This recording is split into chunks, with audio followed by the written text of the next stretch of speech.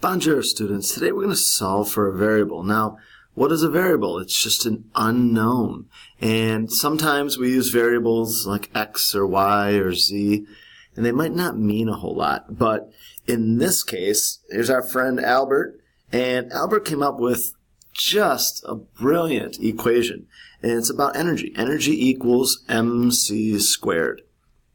Why is this so brilliant? Well, the great thing is about Albert Einstein is he was able to take a concept like energy that very few people really understand and explain it in a way that pretty much everyone can. That's where the brilliance came.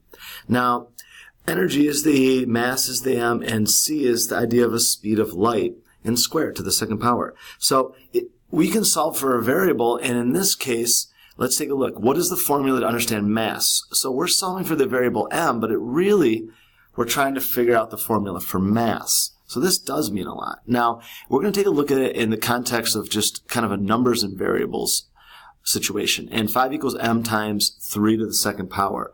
So it's very similar to what we have as E equals mc squared, except for, let's say, we know the energy and we know the speed of light. Now, with the 3 squared, I'm going to just change it to a 9. Because we know that. Now, if I ask you how to solve this, we say, oh, come on, this is easy. We just divide both sides by 9. This factors to 1, and we have 5 9ths equals m. So I want you to see it's the exact same idea here, except for we just have all variables. So we won't be having numbers. We will have variable equals variables. So we're going to do the exact same thing. If we divide this side by c squared, remember this will factor. The c squared divided by c squared is just 1, and that's what we want. We want 1m. And we'll do the same on this side. So to find the formula, or to solve for the variable m, that's all you have to do. You use the same ideas as you would if they were numbers. And there we go. We have our answer. So mass will equal energy divided by the speed of light squared. Okay? Now let's take a look at a second question. What is the formula to understand the speed of light? So now we're into this c. It's a little more complicated, but not a whole lot. Because we're going to use the exact same ideas. So in this case, we have mc squared. So what do we want to divide? Well, we want to get the c by itself. So if we divide both sides by m, by the mass, now we'll have something like this. Just right here, energy divided by mass equals what? C to the second power, c squared. Now here's where things get a little difficult. What Albert Einstein would ask you to do is to find just the variable c, not c squared. So how do we go about finding out what c equals? Well, hopefully you thought of this, but we're just going to use a square root. And whatever you do on one side, please remember to do it on the other. Now, what's happening here? We'll kind of take this step by step for a second. So the idea here is we want to know what times what will equal c squared. So if we multiply c to the first times c to the first, remember when you do this, right, you just add the exponents, so we would get c to the second power. So have we figured out what times itself equals c squared? Absolutely.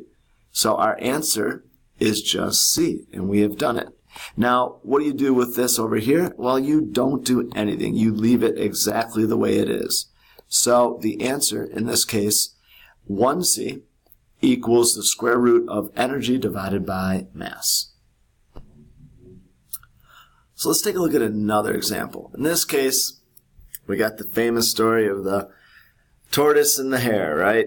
Who's going to win the race? Well, the good thing is there are things that can explain what exactly is happening. And if we're talking about distance, time, or speed, these three things go together. And they've created this great little pyramid that really just kind of shows you what's happening. If we want to know what distance is, what are we going to do? We're going to just simply multiply speed times time. And you can see that's kind of how things are set up here. Now, if they said, oh, well, instead of that, we want to know the time. Well, what are we going to do? You can just almost see what they've done. If we just take the d divided by s, distance divided by speed, beautiful. We know what the time is. And then finally, if they asked us, what's the speed? Well, hopefully you can just simply see it in this little diagram if we divide what? Distance divided by time. So speed equals what? I'm just going to write this, distance divided by time. Now if you came back up here, right, if we're trying to find speed, if that was our goal, and let's say we want to just write it out, well, how do we get speed by itself? Well, we divide both sides by time. What happens? Time divided by time is just 1. That's perfect. And we have exactly what we wrote down here. Distance divided by time. So we know we did it right. So when you're finding a formula or solving for a variable, in this case, speed, right? Speed, we'd probably use the variable s equals dt. And that's what you got to do. You got to think about how do these different ideas like distance, speed, and time, how do they work together? Now, the last example, we'll take a look at the equation of a linear line. And the equation of a linear line has a lot of great things. They have x and y variables, our coordinates. They have the m value, which was slope, and b value, which is the y-intercept. Now, in this case, we need to solve for the m. So what I'm going to do is I'm just going to kind of talk you through it. And if we want to get m by itself, what would be the first thing we should do? Should we divide this by an x to get started? Remember, in the two-step equations, the first step we can do is add or subtract. And in order to do that, we would be doing what? We would be getting this b to the other side. So let's kind of write that out. So if I wrote y, all right, maybe I'll just write this first, mx plus b. So if we want to get the b to the other side, we need to subtract the b from this side. So what's b minus b? It just goes to 0. But we have to do the same thing on the other side. So now we have y minus b equals mx. So that's step 1 of a two-step equation, add or subtract. Now, what do we do in the second step? We want m by itself, so we can divide this side by x, and we have to divide the entire other side by x. And when we do that, the x's factor away, they factor to 1, and we have y minus b over x, and we're just left with our m. So that's it. You have to really just take your time. It's really just a two-step equation, but you really have to take your time. Sometimes it gets confusing when you have all variables. So stay focused on first doing the addition or subtraction, and then second doing the multiplication or division. All right, good luck.